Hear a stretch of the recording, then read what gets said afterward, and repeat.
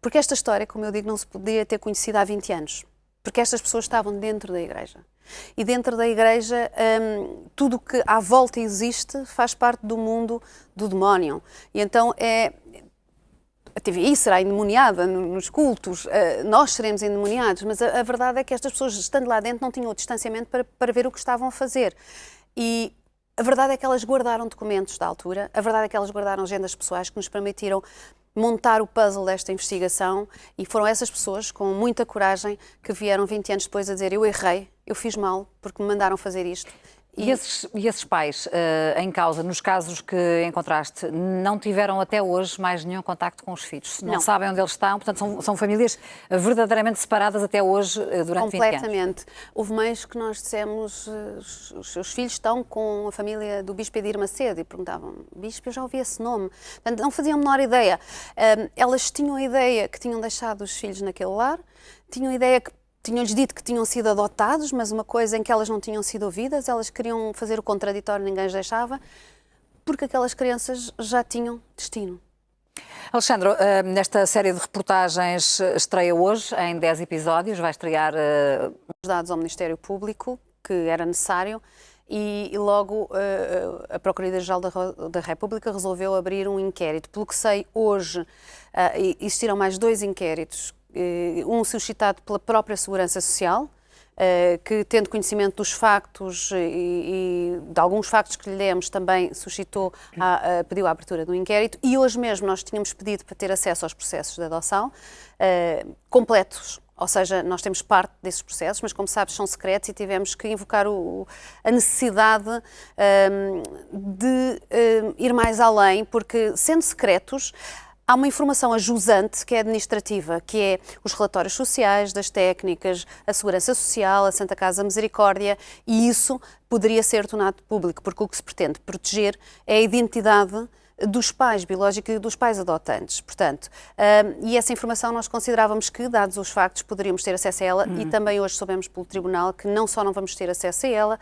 como eles próprios já fazem parte de um outro inquérito que está a decorrer no DCAP. Portanto, estão a decorrer 2 inquéritos, mas nenhum deles é antigo, são os 2 recentes e suscitados pela nossa investigação. Sim. Mas é impossível que as autoridades judiciais portuguesas não estivessem a par, pelo menos, da existência de denúncias, certo? Porque, na altura, os pais a quem faltaram estas crianças, ou as mães, tentaram apresentar queixas, fazer denúncias na polícia. Tentaram. E nada disso teve resultados? Não.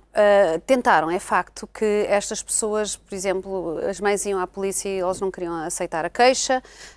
Toda a gente achou isto tudo muito estranho. E, na verdade, assim, um processo de adoção não começa com uma escolha de crianças.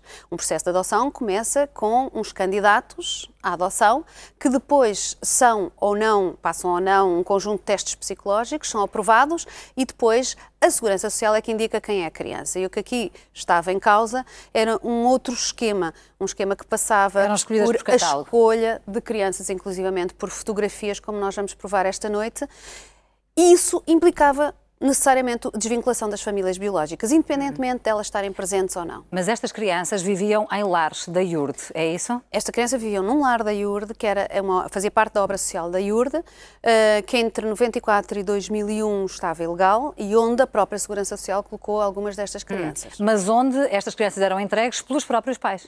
Havia muitas entregas. Porquê? Qual era a justificação? Entregas diretas, o que também acontecia à margem dos tribunais e não poderia acontecer. Muitas delas não tinham documentação, e eram as mães, ou porque eram crentes da IURD e ouviam na igreja que havia um lar, ou os avós, ou alguém que pedia ajuda. E a ideia das pessoas... Mas eram, portanto, crianças carenciadas, filhas de famílias carenciadas. Sim, mas ser carenciada não é necessariamente uma mãe inábil e que deixa de ser mãe por isso, não é? Portanto, não retiramos as crianças às mães porque são pobres. Elas pediam ajuda. E a ajuda podia ser no sentido de não encontravam uma creche, precisavam que elas estivessem lá um tempo para se funcionava em regime de internato? E funcionava em regime de internato, e então eram acolhidas nesse lar. Um lar que temos algumas denúncias de maus tratos, um lar onde não havia fiscalização da Segurança Social, um lar onde as próprias famílias acreditavam e faziam a entrega das suas crianças. E depois começavam a ser... Não, elas começavam a ser afastadas dos seus próprios filhos. Iam lá e não estavam, com desculpas. E aí já tinham algumas sido escolhidas, e as adoções foram ilegais. Eu explico porque é que nós na TVI dizemos que são ilegais. Elas podem até ter sido formalmente legais, ou seja, foram decretadas por um tribunal, foram. Mas se o que está nos processos é mentira, o tribunal teve-se a pronunciar sobre uma mentira, uma grande mentira. E então o tribunal tinha o dever de ouvir o contraditório, o tribunal tinha o dever de, quando se diz que uma pessoa é seropositiva, pedir testes e não assumir só porque está num papel do lar que a pessoa é seropositiva.